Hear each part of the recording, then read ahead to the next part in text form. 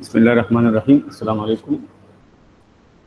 Today we will be studying lecture 5, which is on the development length, lab splices, and curtailment of reinforcement. The topics included in today's lecture are development length of compression reinforcement, ACI provisions for development of tension reinforcement, ACI provisions for development of standard hook and tension, dimensions and bends for standard hooks, various scenarios where development length must be satisfied, splices of deformed bars, curtailment of reinforcement. So these are some additional requirements when we finish our project. We, after checking for flexure, edge shear, torsion, and axial demand, also check whether the ACI other provisions are satisfied or not. So these are the detailing provisions of the ACI code which must be satisfied, because they will ensure that steel will not come out of concrete before yielding, which is one of the major requirement of reinforced concrete structures, that there must be perfect bonding between steel and concrete, and under the load the steel should yield instead of breaking bond with concrete, which may lead to the pulling out of steel from concrete. At the end of this lecture, students will be able to explain importance of development length in concrete members to avoid bond failure and outline location of curtailment of reinforcement. To understand the development length, this is a very useful example where one video is being obtained from internet. There is a steel bar. If you can see the steel bar embedded in this concrete cylinder, the steel bar is pulled out of this concrete cylinder, and if the embedment length, because it is the length of the steel embedded in concrete which will make sure that the steel is not pulled out before it yields. So if the length is not enough, then the steel will be pulled out. But if the length is enough, then the steel will be yielded, will not be pulled out. Or in other words, the bond between steel and concrete will remain intact if a certain length of steel bar is embedded inside concrete. Otherwise, it will break the bond. The bond between steel and concrete will break. Okay. The steel bar is now being pulled out. You can see the force is the tensile force is being applied on the steel bar. So with the increase in the tensile force, the steel will start moving upward.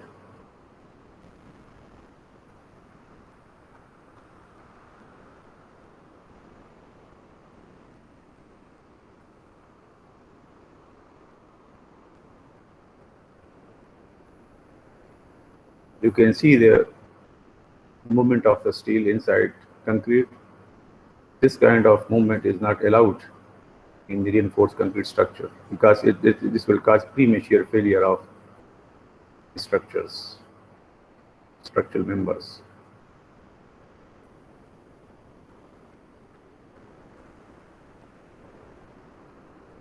This is called bond failure. Bond between steel and concrete fails.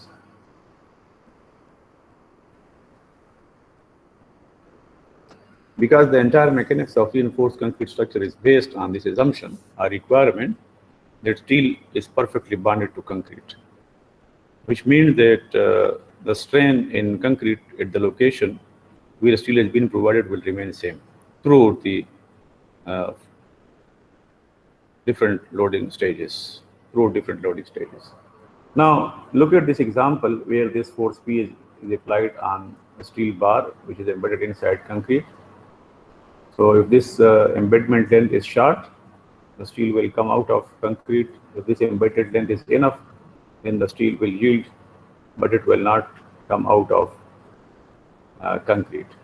So the minimum embedment length required, the minimum embedment length of the steel inside concrete, the minimum embedment length of the steel bar required inside concrete, which will make sure that the steel bar, when subjected to tensile forces, will not come out and will yield. Okay. will yield before it comes out. Once after the yielding, if bond fails, it's of no concern, but till yielding, the steel bar and concrete shall have perfect bond.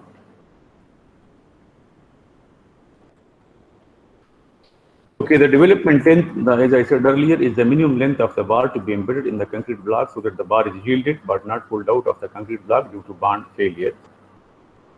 If the provided embedment length is less than the development length, the bar will be pulled out of the concrete block, which is termed as bond failure. Okay.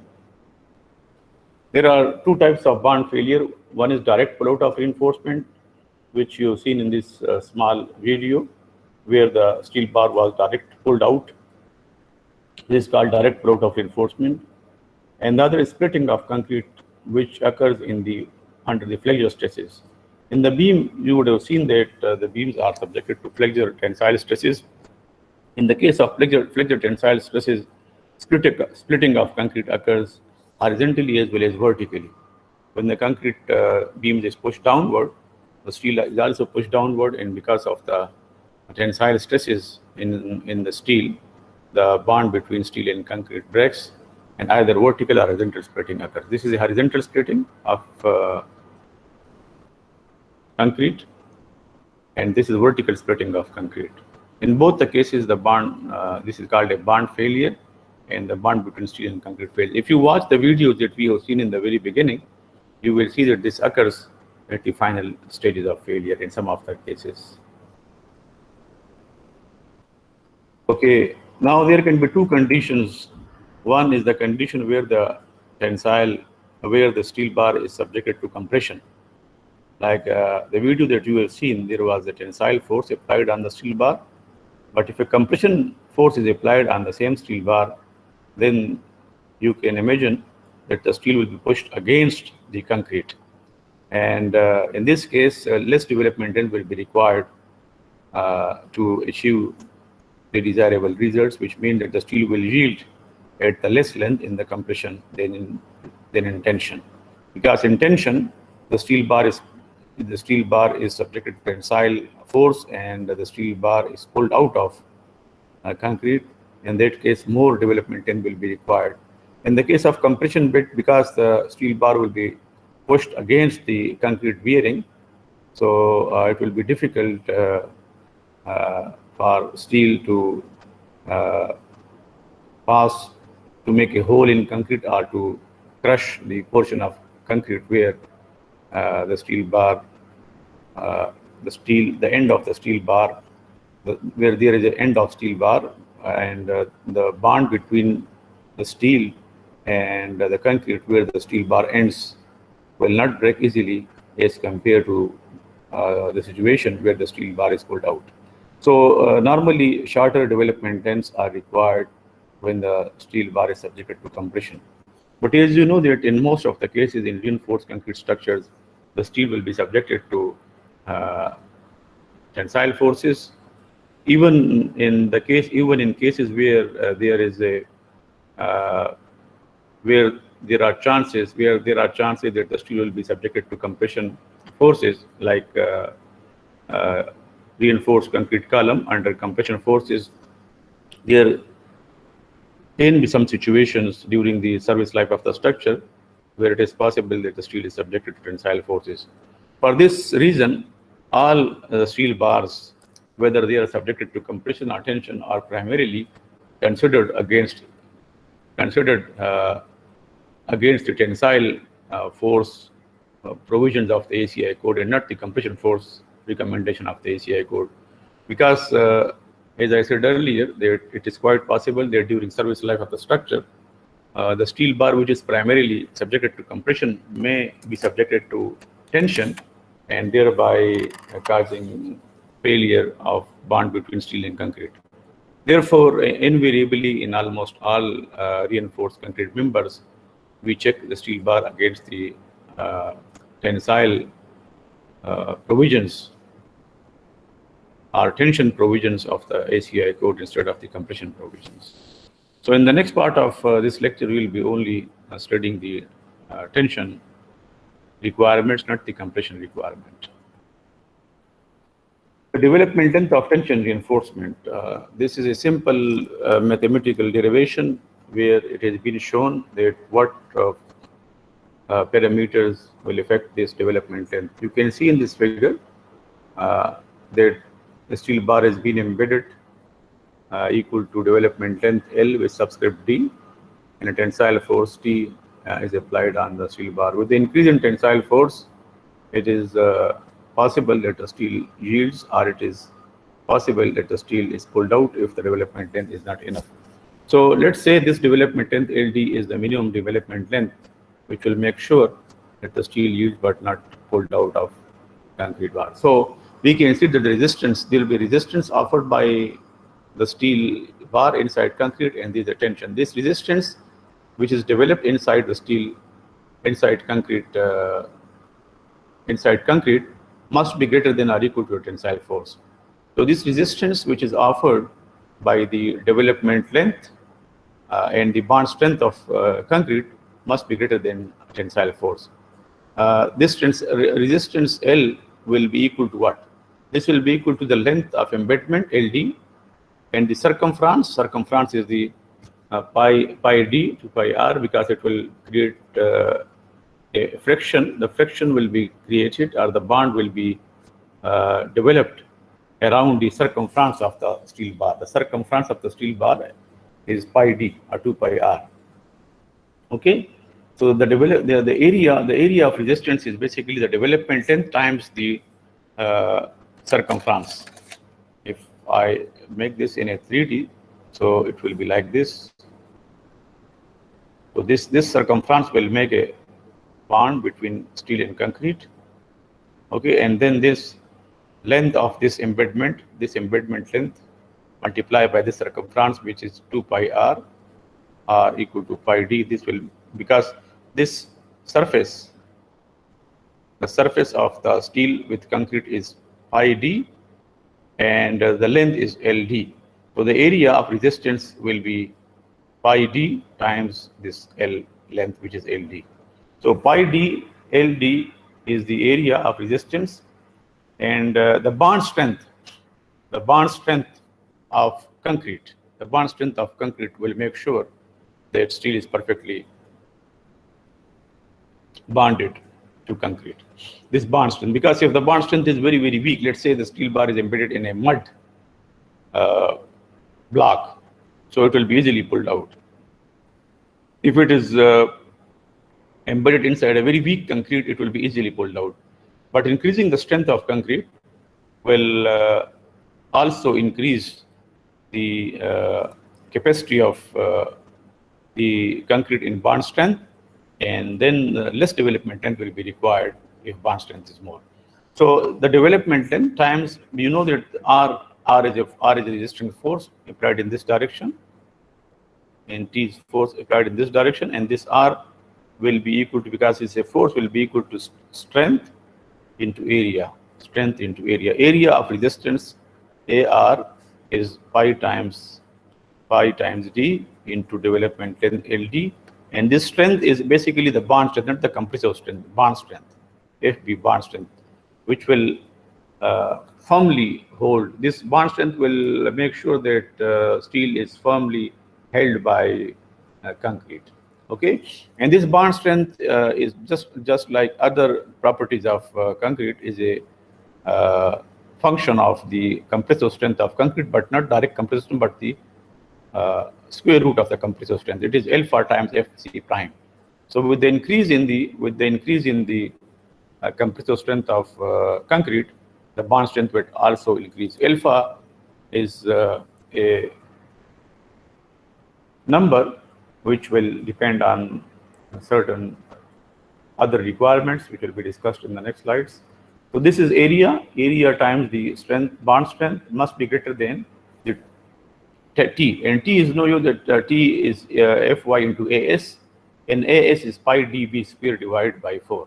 Pi dB square, because you know that tensile strength will be equal to area and yield strength of steel bar. So Fy, AB is the area of bar, pi d square divided by 4.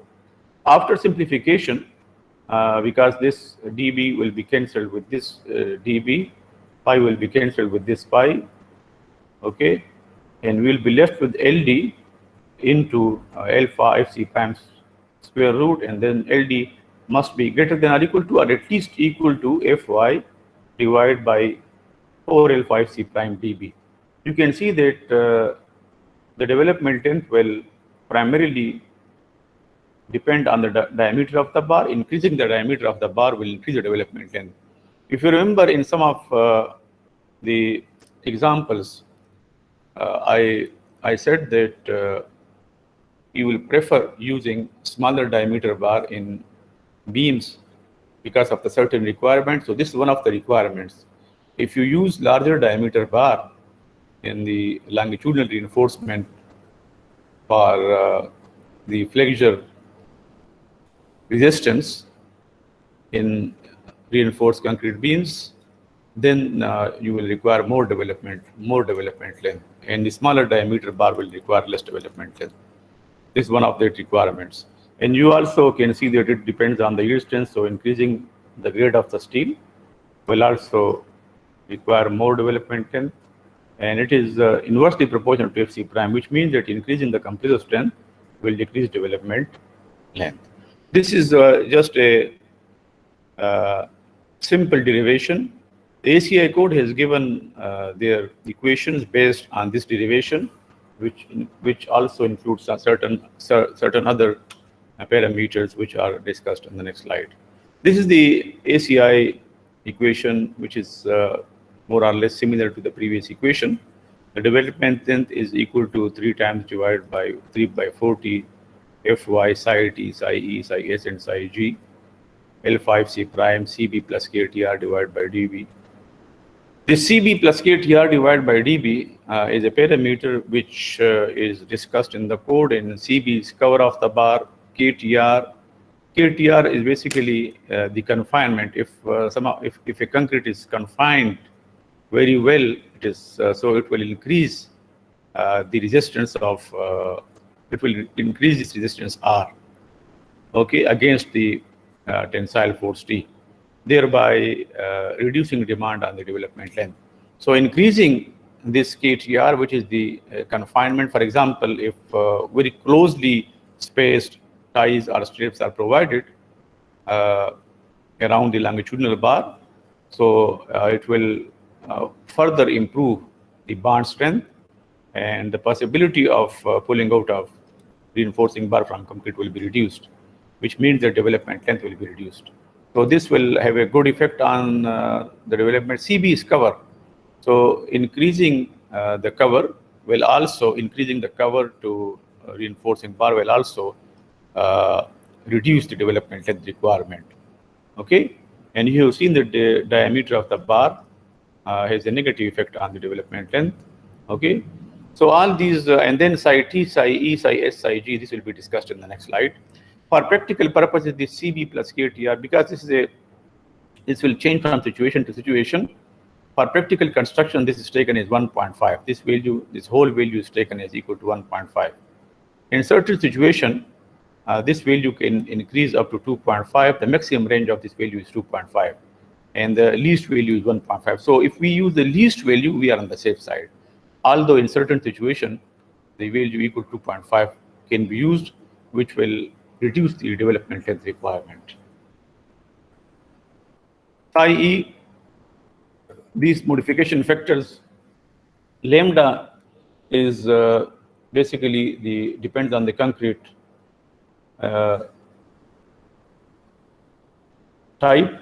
If it is a lightweight concrete, it will be 0.75. Normal weight concrete, it is 1. So most of the time we use normal weight concrete, though this lambda in the previous equation will be taken as 1. Psi s is grade of the steel.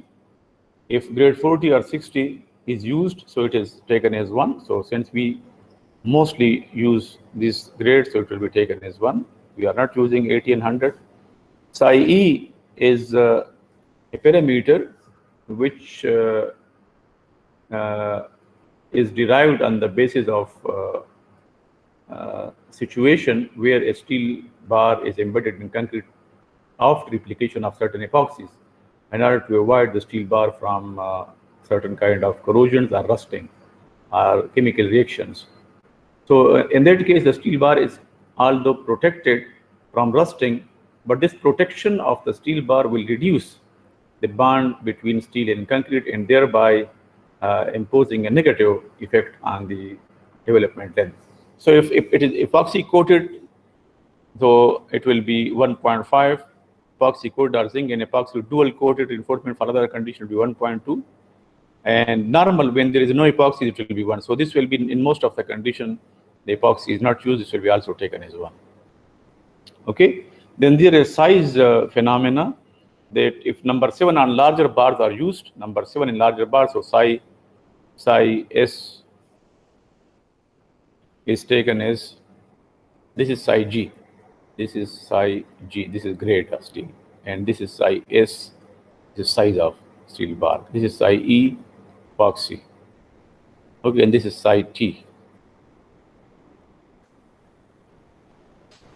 Psi S is for number 7 in larger bar it is 1, and for number 6 and smaller diameter it is taken as 0.8. So decrease in the diameter of the bar has a positive effect on the development length, and increasing the diameter of bar has a negative effect on the. So this because number 7 and number larger bar has psi S equal to 1, and 6 and smaller bar has psi equal to 0.8. This will lead to two equations. One equation for number 7 and larger bar, another equation for number 6 and smaller bar. Similarly, the final modification factor is psi T, which is explained on this slide is if there is more than 12 inch of fresh concrete placed below the horizontal reinforcement. For example, this is a beam, and the reinforcement is here top bars, and concrete below this reinforcement is 12 inch below this. Then this will be taken as 1.3. So it means that for negative reinforcement in reinforced concrete, this will be taken as 1.3. And for positive reinforcement, this will be taken as 1. Okay, we'll be using 1.3 in our calculations.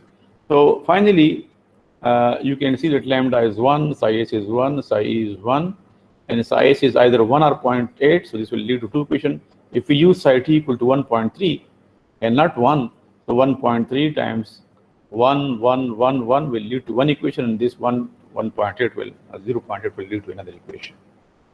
This will finally lead to two equations, and this one equation for number 7 larger bar is Fy divided by 20 Fc prime. Fy and Fc prime are in PSI, dB is in inches. So this is Fy divided by Fc prime 20 dB. That alpha, if you remember in the previous slide, now comes out to be 20. So this is Fy 20, Fy divided by 20 Fc prime dB. And for number 6 and smaller bar size is equal to 0.8. So this denominator is a little bit increased. The development length requirement will also decrease, because in the denominator you can see that the value is increased. Now I'll ask you to please calculate development length for number 6 bar, number 7 bar, and number 6 bar. Fy is 40 in one case, Fy is 60 in another case. Fc prime is equal to 3 in both the cases. Similarly, in this case also, Fy 40, 60 and Fc prime 3.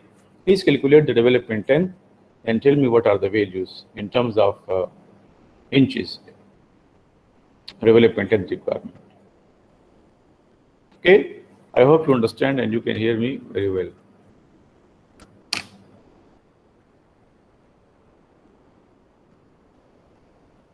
Can you hear me?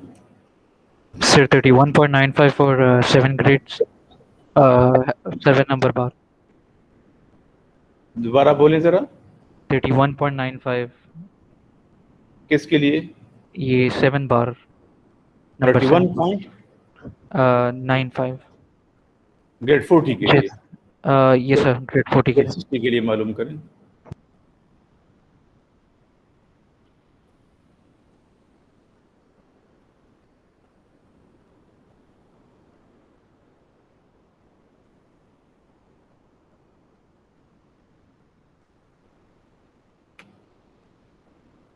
47.93. 47.93 ठीक है। Number 6 के लिए भी मालूम करो और ये values अपने पास लिख लें ताकि आगे हम डिस्कशन में इसको इस्तेमाल करें, आपको आसानी होगी।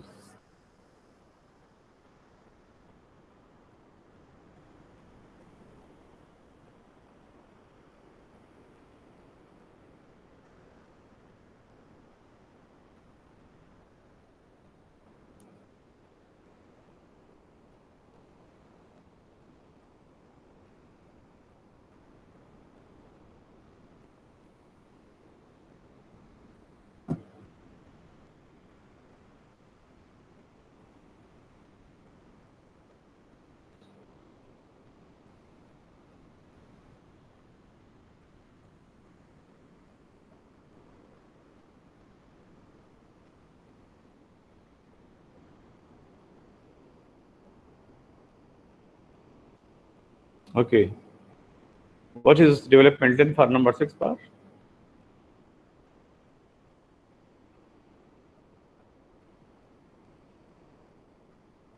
Uh, 21.91 for 40 KSI and 32.86 for 60 KSI.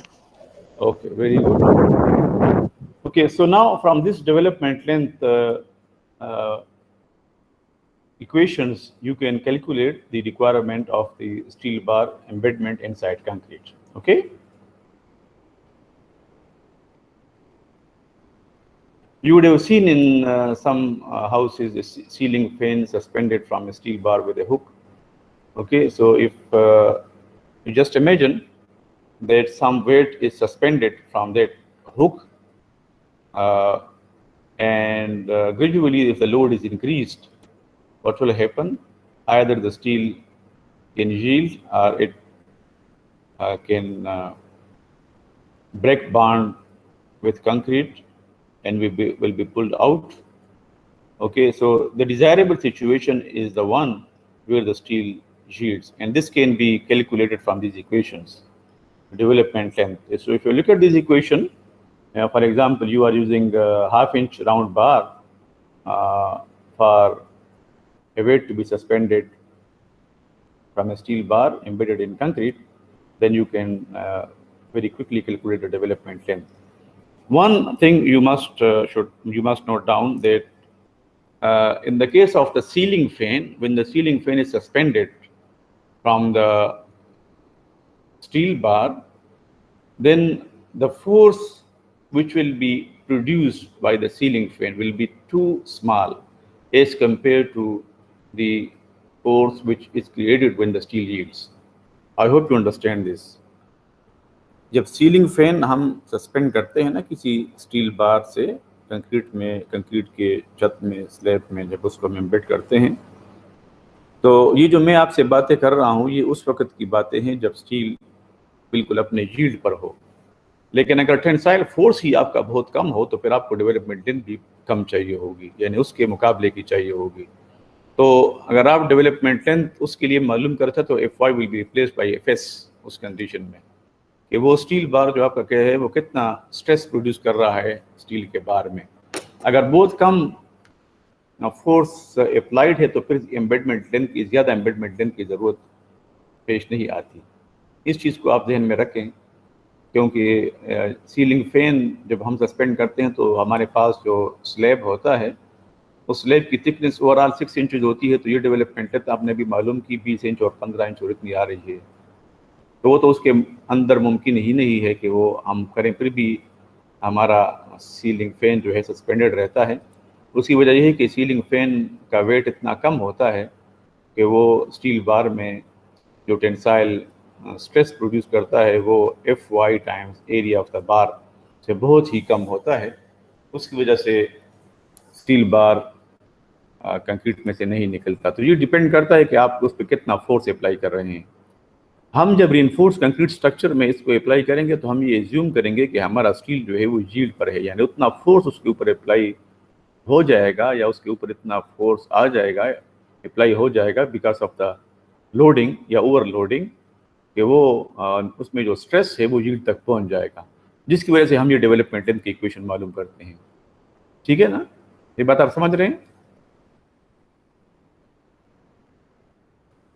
Yes sir.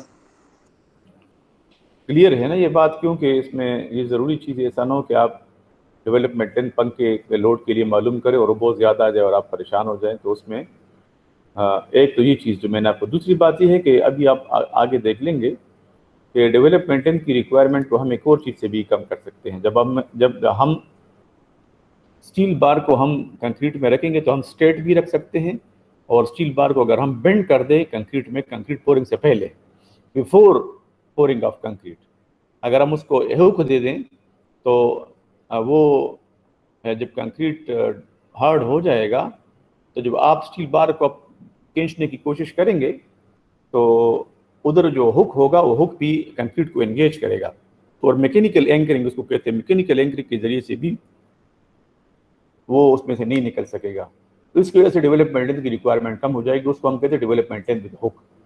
तो जब भी हम आम तौर पे in most of the cases जब हम डेवलपमेंट लेंथ कंक्रीट में अचीव करने की कोशिश करते हैं तो हम चाहते हैं कि उसमें हम हुक दे दें ताकि हुक के साथ हमारी डेवलपमेंट लेंथ कम हो जाए, क्योंकि ज़्यादा डेवलपमेंट लेंथ का मतलब है you will spend more money. ज़्यादा बार की लेंथ का मतलब ज़्यादा एरिया ऑफ स्टील है, और एरिया ऑफ स्टील का मतलब है ज़्यादा वेट, और वेट का मतलब ज़्यादा you have to spend more money on this. These are some of the development lengths for different diameter of steel. For number 3 bar, for grade 11 it is 11, for grade 60 is 17, and for number 4 and so on. You can check your results with this. For number 6 bar, grade 40 is 22 and grade 60 is 33. Okay, and so on. So you can see that even for number 3 bar, the development length requirement, if it is grade 40, 11 inch. Okay, 11 inch सिर्फ उसकी requirement है, यानी 11 inch कम से कम आप steel bar को embed करेंगे concrete के अंदर, स्ट्रेट डेवलपमेंट लेंथ को कहते हैं, हुक के साथ नहीं। तो आप फिर डेवलपमेंट लेंथ जो है आप मतलब ये 11 इंच इंश्योर करेगा कि स्टील जो है कंक्रीट में से यील्डिंग से पहले नहीं पुल आउट होगा। Now, as I said earlier, we will now discuss the development length requirement with hook. If a hook is provided, as you can see, the steel bar is hooked inside concrete. So this hook provided inside concrete will provide kind of mechanical anchoring, because when the steel bar is pulled, is stretched, then the hook inside concrete will act like a working against this concrete volume. This volume of concrete has to be pushed out, and only then the bond can fail, which is very, very difficult.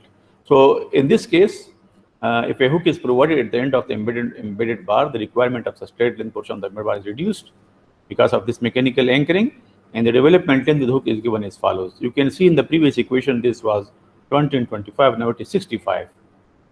So it reduces the development substantially. You can see in the next equation the development length with hook requirement. Lambda depends on the type of concrete. As you have seen, it will be taken as 1. So for bar number 3, it reduces from 11 to 5 inch, almost half. So all the values are substantially reduced. Even for number 8 bar, it is only 12 inch with hook. Target 40 is still in 17 inch. So hook is always good to be provided to reduce the development length. There is a comparison between LD and LDH. This is straight length, and this with hook. You can see a lot of difference. Target 60. So now if you use number 3 bar and hook the bar inside concrete, and the total depth of a slab of a roof is 6 inch, so this 5 inch with hook will provide you full development, and will provide you with the required development length. provide you the required development. Okay.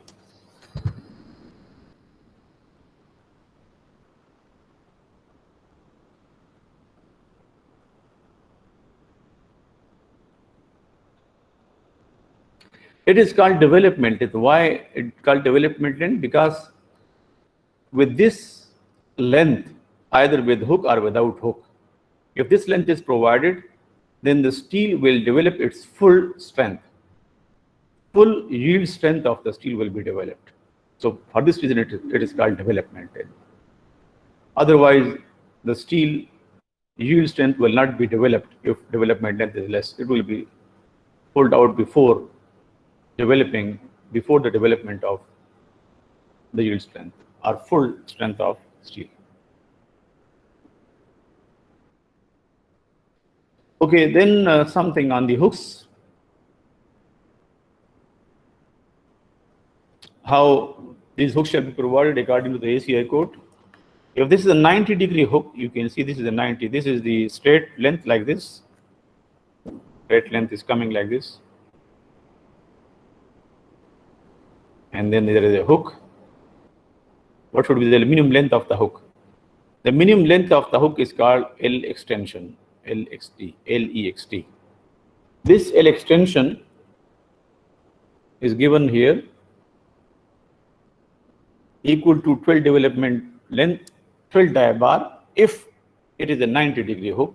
For a 90-degree hook and for number 3 through number 8, okay, number 3 to number 8 bars, number 9 through 11, number 4 to 11, this is 12 dB. This is 12 dB, this length of extension. But the difference is in this bend. The bend shall be done according to this requirement. Minimum inside bend. Minimum inside bend will be 6 diameter, 6 dB. 6 dB. Okay? Minimum inside bend diameter, which is this thing. Which means that the bar shall be bent such that the diameter of the circle of bending is 6 times the diameter of the bar for number 3 to number 8. And for number 9 through 11, it is 8, and this is 10 dibar. So the bar, which means that the bar shall not be bent at 90 degree directly like this. It cannot be bent like this. The bar must be bent with a smooth bend like this. And this bend diameter of the circle shall be equal to 6 diameter of the bar, 6 dB. For example, let's say it is a 1-inch bar. So the bar shall be bent smoothly such that the diameter of this bend circle is 6 dB, 6 inch. So there is a smooth turn, smooth curved turn or bend instead of a sharp bend. It is the case of the 90-degree hook. If a 180-degree hook is provided, 180 degree, which is also provided in certain cases, so it has so then the extension length, this extension length of the hook is 4 dB as compared to 12 dB. So there's substantial reduction in the extension of this. Bar is coming like this, and then you bend it like this. Okay, the extension of this after this bend, smooth bend, in this case the L extension is 12 dB. It is 12 dB or 12 inch, for example, in case of 1-inch diameter of the bar. And in this case, it is only 4 inch if it is a 1-inch bar. So 4 times dB, it is equal to 4 inch if you bend it at 180 degree. Okay, but the minimum is 2.5 inch. Okay, and then the diameter of this circle of bend, the diameter of the circle of the bend is the same as in the previous case. 6 dB, number 3 to number 8, and 8 dB for number 3 to 11, and this turn shall be, the turn shall not be done like this. This is not allowed. The turn or the bend shall be made smooth turn like this, so that the diameter of this circle is 6 dB or number 3 to number 8. I hope you understand this. Okay? Is it okay?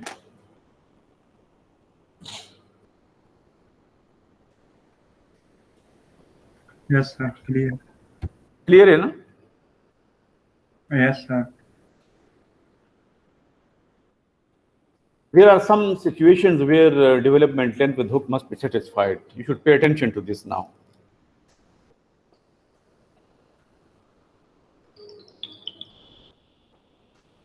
Excuse me. Just last year.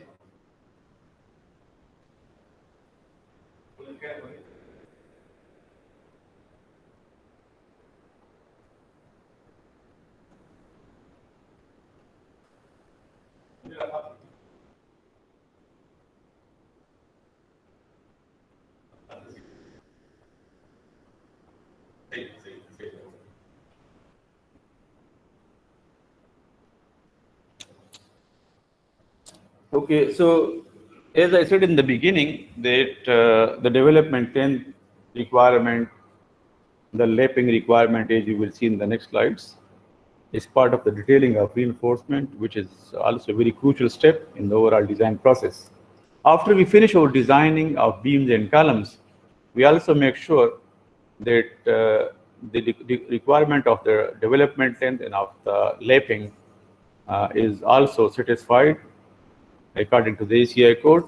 So this is one of the situations where the column reinforcement, this is a column, the column reinforcement, it is going inside the beam reinforcement, and the beam reinforcement, this is a beam reinforcement, is going inside the column. So the beam reinforcement inside the column also should develop the full yield strength, which means the development length requirement with hook must be satisfied for the beam reinforcement inside column and for the column reinforcement inside beam. Okay, this is the beam reinforcement, the yellow color. So this development length with hook, for example, if it is 1 inch diameter of the bar, you have seen that LDH was equal to how much for the development with the hook, if it is number 8 bar. For number 8 bar, it is equal to, sorry, it is this one, 12 inch. 12 inch. So at least 12 inch length must be provided to this at 12 inch. And then you have seen that it will be, the hook will be 6 inch, and then the bend. Similarly, for the bottom bar, it will be also like this. Okay, the column reinforcement passing through the beam. So the column reinforcement should also develop full yield strength, which means that this development length with hook should satisfy the ACI code recommendation. Sometimes it is quite possible that the column dimensions or the beam dimensions are changed at the end of our design because of this requirement. Okay, because this is a mandatory requirement of the code that development length with hook or development length, straight development length must be satisfied at each and every critical situation or connection in reinforced concrete structures. Is this clear to you? That the beam reinforcement, when it enters into a column at the terminal end, because this will happen at the terminal end, at the final end of the structure, the beam reinforcement shall be carried to the far end of the column, and the development length requirement with the hook or without hook is the situation maybe shall be satisfied according to the code. Similarly, the column reinforcement going into the beam shall also satisfy the development length with hook requirement. This is clear to you?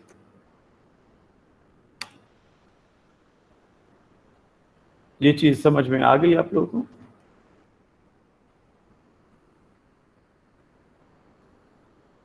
Is this clear? Is this clear? Yes, sir. Yes, sir. Yes, sir. Yes, sir. Yes, sir. Ji. Any question? कोई question है? No, sir. No, sir. अच्छा, this is another situation where the column reinforcement is going into the, excuse me.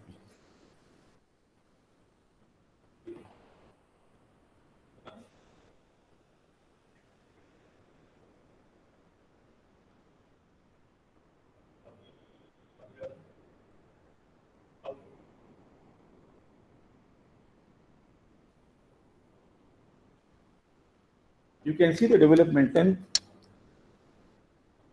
requirement also applies to this situation where the column reinforcement is going into the foundation. Okay, this development and requirement must be fulfilled. So it is also, as I said earlier, possible that the depth requirement of the concrete pad or foundation is governed by the development length with hook. Okay, it is possible. Sometimes it may be the thickness of the reinforced concrete foundation pad, which is possible, is less than the development, and then we increase the thickness of the pad in order to fulfill this development length. So if we use number 6 bar in this, the development length with the hook requirement will be less. If you use number 8 bar, it will increase. It will keep on increasing the diameter of the bar. And if this requirement increases, we have to increase the thickness of the concrete if required. Okay.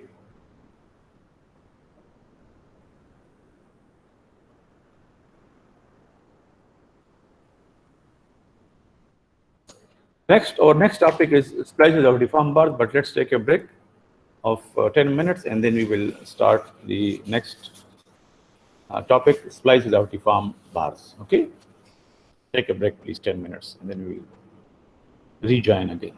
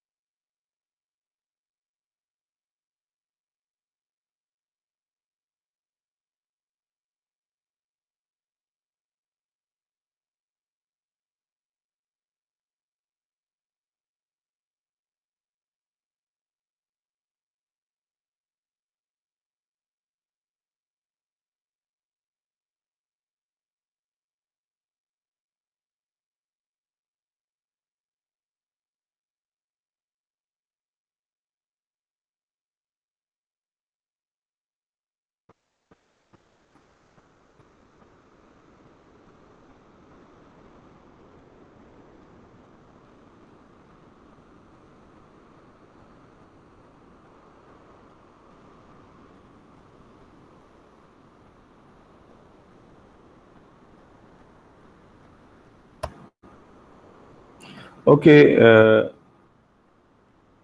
let's resume the lecture, remaining part. The splices of deformed bars.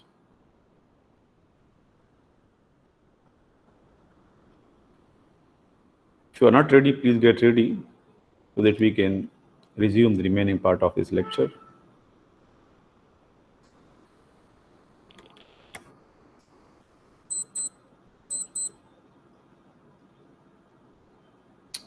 Okay, splices of deformed bars. Splice means to join. In general, reinforcing bars are stocked by supplier in lengths up to 60 feet.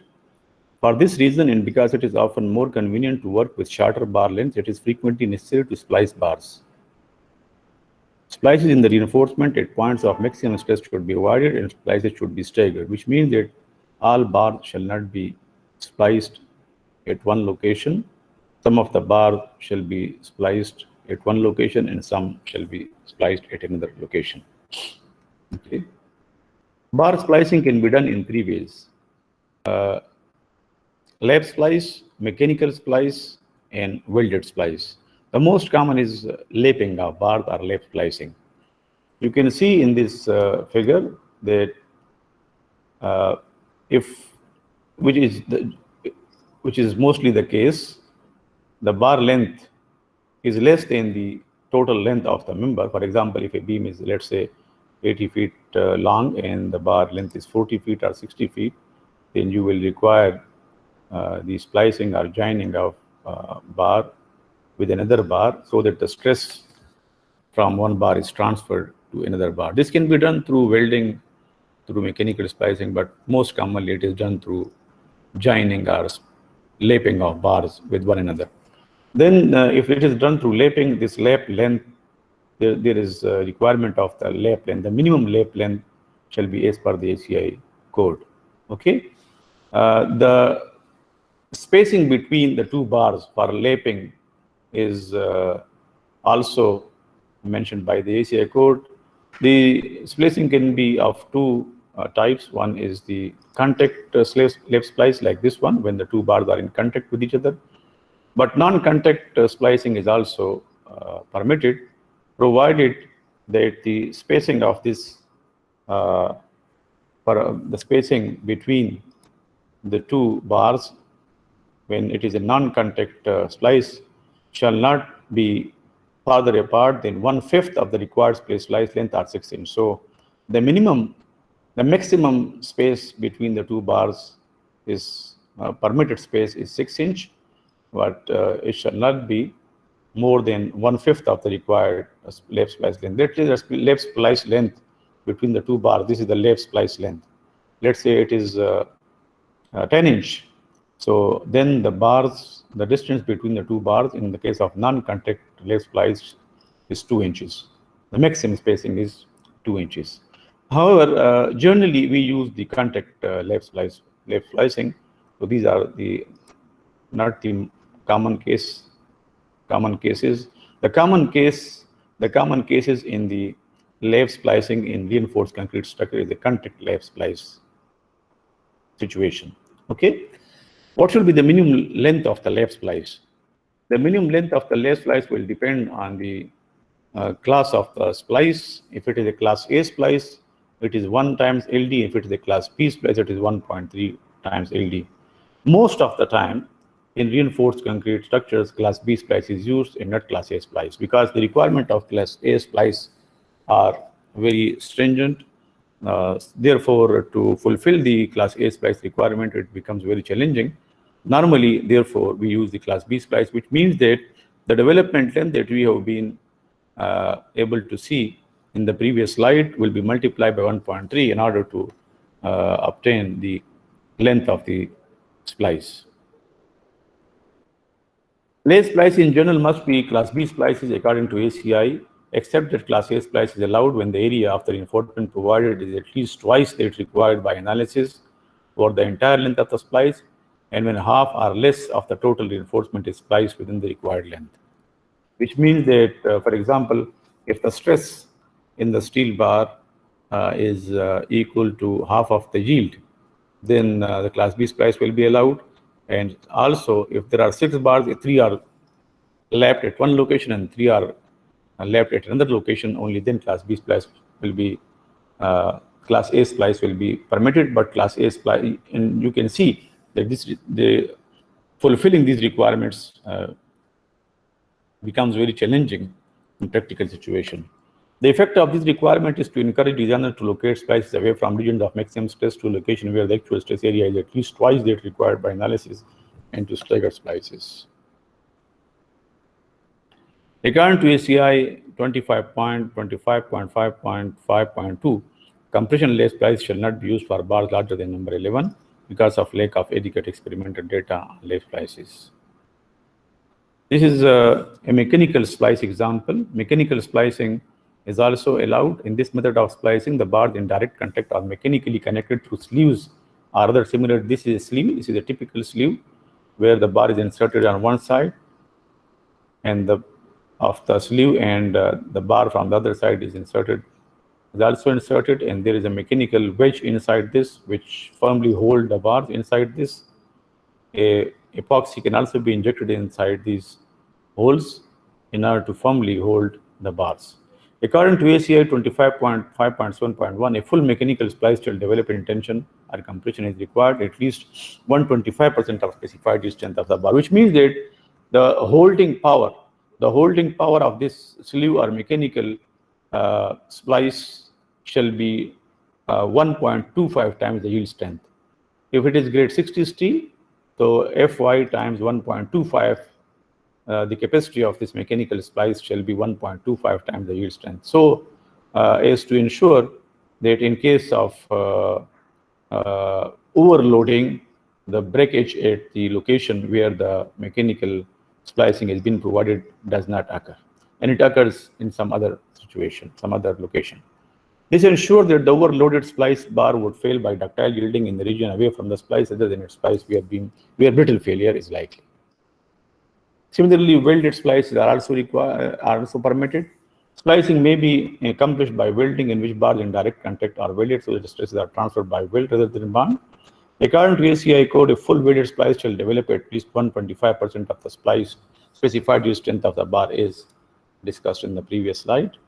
This is for the same reason as discussed for mechanical splices. For more details, refer to section 5.13 of the Design of Concrete Structures, 14th edition by Nelson, Darwin, and Hulan. Place splice location. The splicing should be avoided in the critical locations such as the maximum bending moment location and the shear critical locations.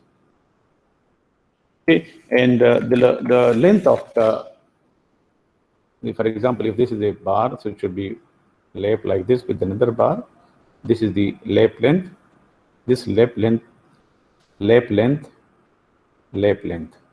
is equal to 1.3 times LD, where LD is the development length you have seen in the previous slide. So this is this, for example, there is a beam and you required lapping inside this, which is provided here in this location. Okay. For positive bars, we avoid lapping at the center of the beam because in most of the cases, mid-span positive movement will be maximum. So this location is not suitable. However, in the negative bars, this is the suitable situation. Positive bars are usually lapped near the ends because of the less flexure requirement. If you draw bending moment diagram for this, so the maximum bending will occur at the mid-span, so lapping at the critical location shall be avoided. Okay.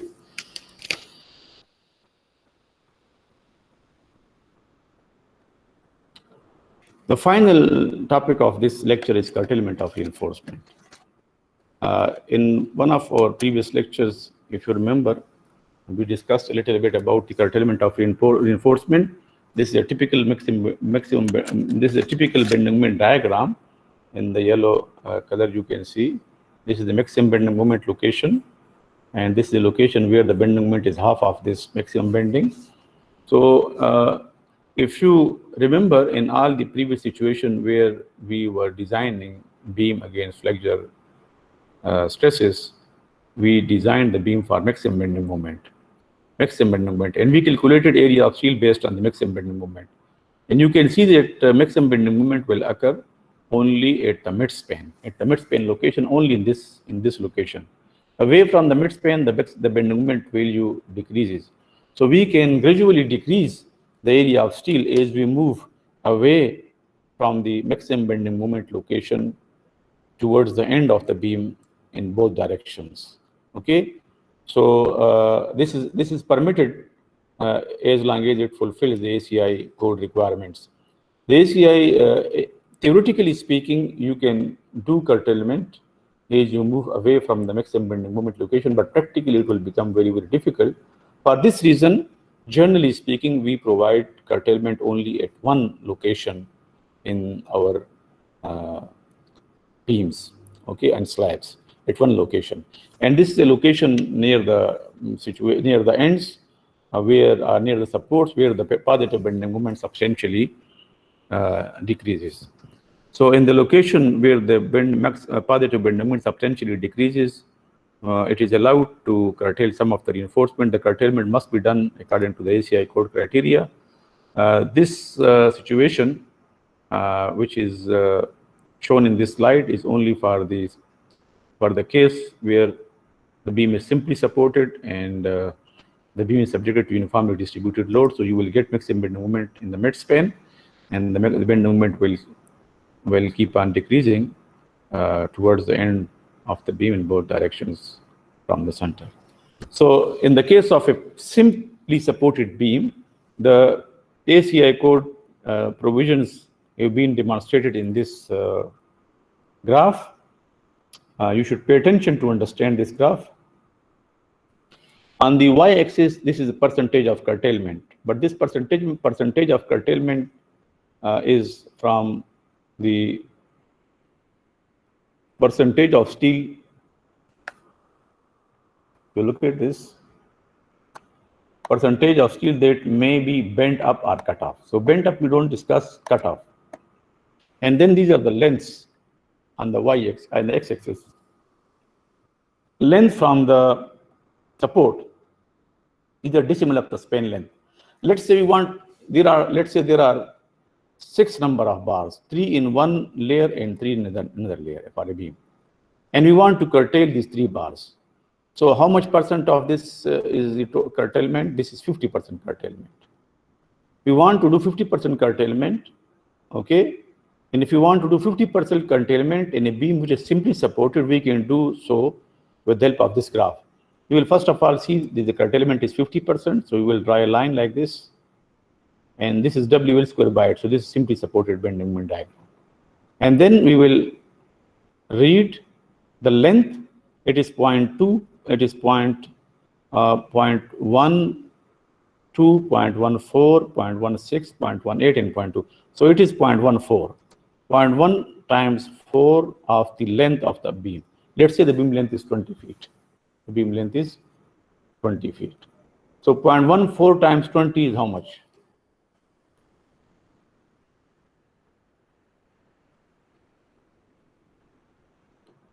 Eight. जी कितना हो गया? 3.6, sir. 3.6. 0.14 multiplied by 20. 2.8. 2.8. So It's a 2 2.8. feet. 2 feet and how many inches?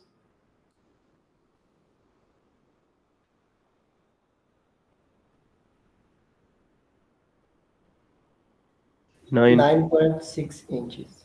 Let's say 10 inches or 9 inches. Okay, so 2 feet 10 inch. 2 feet 10 inch from the support, you can curtail your bars at this location. 2.8 means 2 feet and 10 inches, which means at these locations from the support, at a distance of 2 feet 10 inch and 2 feet 10 inch from the other end, you can curtail your 3 bars. So if 6 bars are to be provided, 6 bars are to be provided. The bottom 3 bars, the bars in the first layer shall be provided from one support to another support, and the bars in the second layer can be provided in this location. which is 2.5 feet from one side and 2.5 feet from the other side. And if you want to calculate the length of these bars in the second layer, you can do so by 20 feet minus 2 feet 10 inch and minus 2 feet 10 inch, which is how much? 5 feet and 6 inches. 5.5 feet, roughly speaking. So it will be 14.5 feet. So the length of the second layer will be 14.5 feet. 14.5. It will not. It is not necessary to carry these bars to the supports. So this kind of saving can be done. Let's say if there are 100 number of beams, so a lot of saving is possible by doing curtailment of bars in this manner, as long as the ACI code different provisions are satisfied. Okay, this is applicable in the case of simply supported beam. For example, if there are 3 plus 2, 5 bars in a beam like this, 3 plus 2 bars, and if you want to curtail 2 bars, so it is 67%. It is 2 by 5% of the curtailment. 2 bars out of 5 will be curtailed. So this is how much curtailment?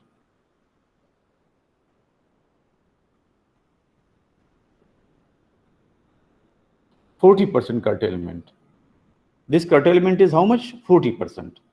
If you want to curtail 2 bars out of total 5 bars, so this curtailment is 40%. So if you want to do 40% curtailment, you can draw a line from this 40% like this. And now you can curtail more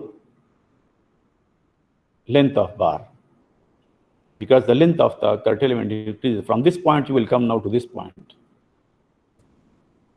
because the percentage of the steel is reduced. So if you keep on decreasing the percentage of the steel curtailment, then this length of curtailment will increase from the support. You can see that for 30% it further increases, for 20% it further increases, okay, for 10% further increases. So you can do this curtailment. Normally, we either do this 40% curtailment or 50% curtailment, not more than this. We don't do curtailment more than other, although 60, 70, 80, but then their practical effect will be very small, because if you look at 70% curtailment, the length that we achieve is very, very small, 0.09 of the length. So it is only 1 foot or 1 foot on the other, both sides of the beam. So for practical purposes, it is of less significance. I hope you understand this thing. If it is still not clear, you can ask question in this. Sir ये curtailment की जरूरत क्यों पड़ती है और कब पड़ती है? ये मैंने बता दिया ना कि हम जब एरिया ऑफ स्टील मालूम करते हैं ना, तो एरिया ऑफ स्टील में कैलकुलेशन में हम MU लेते हैं ना, MU divide by 5 ASFYD minus A/2. तो MU क्या चीज़ है? MU बेंडिंग मोमेंट है मैक्सिमम, जो कि तमाम प्रीवियस केसेस में अगर आप देखिए, हमने सिर्फ सेंटर का जो मैक्सिमम बेंडिंग मोमेंट है ना, उसकी वैल्यू उठाई है. लेट्स से कि ये वैल्यू जो है 2000 इंच किप है, तो इसके लिए आपने 6 बार निकाल दिए, लेकिन वो 6 बार इधर तो जरूरत नहीं है ना, इधर तो बेंडिंग मोमेंट कम है, और जैसे सपोर्ट के करीब आप जाएंगे तो बेंडिंग मोमेंट की वैल्यू कम होती जा रही है. अगर आप उस जगह पर बेंडिंग मोमेंट मालूम करें, लेट्स से मैं इधर बेंडिंग मोमेंट मालूम करता हूँ, तो ये बेंडिंग मोमेंट हो सकता है कि 1000 हो. अब मैं जो कैलकुलेशन ऑफ रिइंफोर्समेंट मैंने 2000 इंच किप के लिए की, वो मैं 1000 में भी दे रहा हूँ और 500 में भी दे रहा हूँ. अगर मैं सेंटर से लेकर फुल लेंथ तक ये बार्स अपने एक एंड से दूसरे एंड तक लगा दूं, इसका मतलब है कि 2000 इंच किप के जो बेंडिंग मोमेंट की रिक्वायरमेंट थी, वो मैंने हर जगह पर 1500 बेंडिंग मोमेंट की रिक्वायरमेंट जो थे सबके लिए लगा दिए. तो उसमें मैं कुछ सेविंग कर सकता हूं. अगर जहां पर बेंडिंग मोमेंट बहुत कम हो, यानी 1000 इंच किप इधर है, 2000 इधर है, तो इसके बाद जो है अगर मुझे 6 बार या 3 बार चाहिए, तो क्यों ना वो 3 बार जो है उसमें से काट दूं या 2 बार काट दूं, ताकि कुछ सेविंग हो जाए. समझ गए आप? Yes sir, thank you. जी, एनीथिंग एल्स?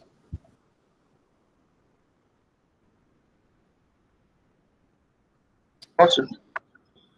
अच्छा, ये जितनी भी चीज़ें हम पढ़ रहे हैं ना, एक बात आप जहन में बैठा लें कि ये तमाम चीज़ें जो हम पढ़ रहे हैं, ये ہم صرف ٹچ کر رہے ہیں چیزوں کو، کیونکہ یہ آپ کا بالکل انیشیل بگنر لیول کا کورس ہے، تو آپ کو تھوڑا سا اندازہ ہو جائے. ادروائز اس پہ ہر ایک ٹاپک پہ پھر بہت زیادہ مٹیریل اویلیبل ہے، اور اس میں جیسے آپ آگے کلاسوں میں اس کو پڑھتے جائیں گے NRCD2، تو یہی چیز آپ دوبارہ کچھ اور ڈیٹیلز کے ساتھ پڑھ لیں گے، مختلف اور سچویشنز کے لیے بھی پڑھ لیں گے. ٹھیک ہے نا؟ اس طرح سے آہستہ آہستہ یہ چیزیں آپ ڈیٹیل میں پڑھتے جائیں گے. ٹھیک ہے.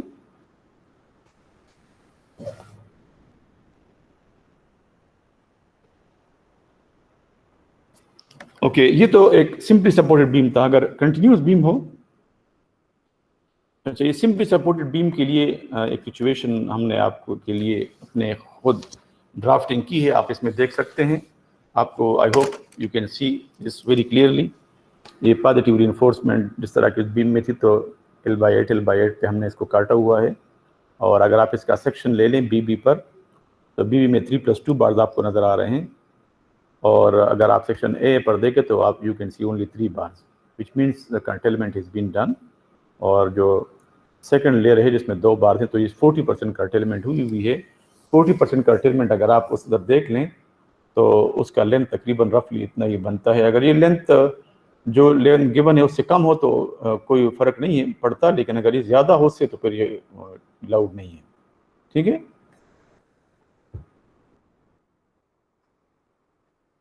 اس طرح سے ایک نیگیٹو کنٹینیوس سلیبس کے جو ایک سپین سے زیادہ کے سلیب یا بیمز ہوں، جس کو ہم کنٹینیوس بیم اور کنٹینیوس سلیب کہتے ہیں، تو اس میں بینڈنگ مومنٹ ایسے ویری کرتا ہے، پازیٹیو نیگیٹو، پھر پازیٹیو نیگیٹو، اس طرح سے. تو یہ ہمارا پازیٹیو ریجن جو ہے، اس ریجن میں آپ کو پازیٹیو انفورسمنٹ کی ضرورت نہیں، لیکن ACI کوڈ کی یہ ریکوائرمنٹ ہے کہ پازیٹیو انفورسمنٹ میں آپ بس میکسیمم 50% تک کرٹیلمنٹ کریں، اس سے زیادہ کرٹیلمنٹ نہ کریں. اگر آپ نے یہ سمپلیفائڈ جو کرٹیلمنٹ کے سمپلیفائڈ ایکویشنز ہیں، یہ اگر آپ نے استعمال کرنے ہیں تو بس آپ 50% کریں. For nearly equal spans uniformly loaded in which not more than about one half کا مطلب 50%. Tensile needs to be cut off. The location shown in figure are satisfactory according to the code.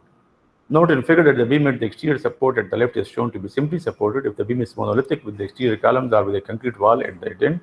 Details for a typical interior span would be used for end span as well. تو یہ اس کا مطلب یہ ہے بات کا کہ دیکھیں پازیٹیو ری انفورسمنٹ کا ایک بار جو ہے مکمل طور پر جا رہا ہے. اس میں آپ کو یہ 0 انچ نظر آئے تو 0 انچ کا مطلب یہ ہے کہ یہ بار جو ہے اس کے اوپر نہیں ہے بلکہ بار اس کے پیچھے ہے، کیونکہ 0 انچ تو نہیں ہو سکتا نا. تو اس کا مطلب یہ کہ دوسرا بار جو اس بار کے پیچھے، جو اس لائن کے پیچھے ایک بار ہے، وہ آپ کو دکھایا گیا ہے. یہ سیکنڈ لیئر میں نہیں ہے، اس لیے اس کو 0 انچ لکھا گیا ہے. اور ادھر جو ہے اس کو کرٹیل کیا گیا، اس کا مطلب ہے کہ ایک بار کو کنٹینیوسلی اور دوسرے بار کو کاٹا، پھر دوسرے اس اگلے الٹرنیٹ بار کو کاٹا گیا ہے. اگر سلیب ری انفورسمنٹ کی ہم بات کریں تو سلیب میں الٹرنیٹ بار کاٹنے سے آپ یہ ایشو کر سکتے ہیں 50% آف دس کرٹیلمنٹ. یہ L/8 پہ ہے.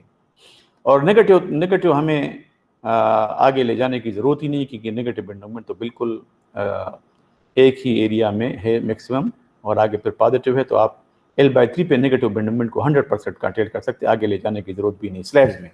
اور بیمز میں آپ لے جا سکتے ہیں کم از کم 2 بارز کو. اگر آپ کے پاس 6 بارز ہو تو 4 آپ کاٹ کے 2 کو آپ کنٹینیو کر دیں تاکہ آپ کے پاس ٹیرپس اور وہ انگیج ہو جائیں. ٹھیک ہے جی. Anything else about this? Negative reinforcement you can 100% curtail in slabs. Beams میں بھی آپ کر سکتے ہیں، لیکن بیم میں ہمیں 2 بارز کم از کم چاہیے ہوتے ہیں سلیبس کو ہولڈ کرنے کے لیے اور بیم کی جو شیپ ہے اس کو بنانے کے لیے. تو اس میں 2 بار ہم رکھتے ہیں، باقی ہم کرٹیل کر سکتے ہیں. پازیٹیو رینفورسمنٹ L/8 پہ 50% کرٹیلمنٹ اگر کرنی ہو تو اس فگر کو میں جو ریکمنڈیشن ہے اس کو ہم یوز کر سکتے ہیں. Any question?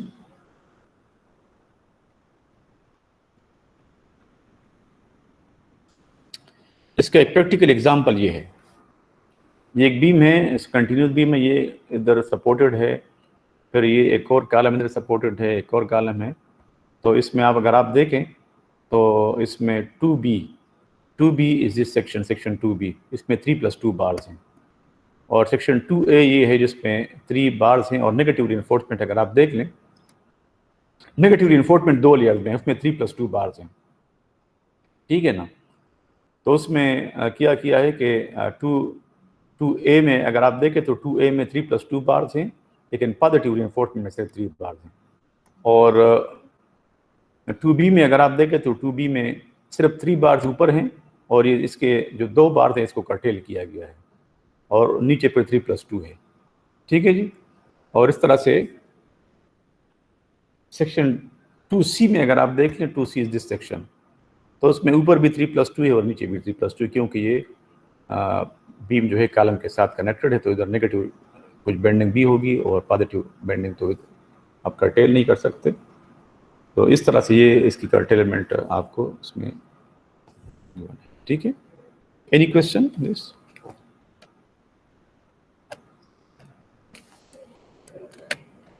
Any question? Do you have any question? Answer. Okay, so this is the end of this lecture. If you have any question, you can ask your question. Otherwise, the lecture is over.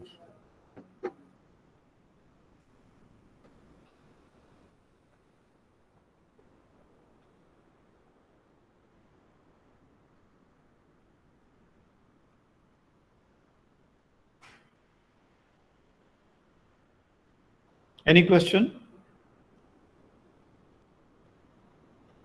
No, sir. On this lecture or previous lectures? No, sir. Okay. No, sir. Thank you. Then, Allah Hafiz. No, sir. Thank you.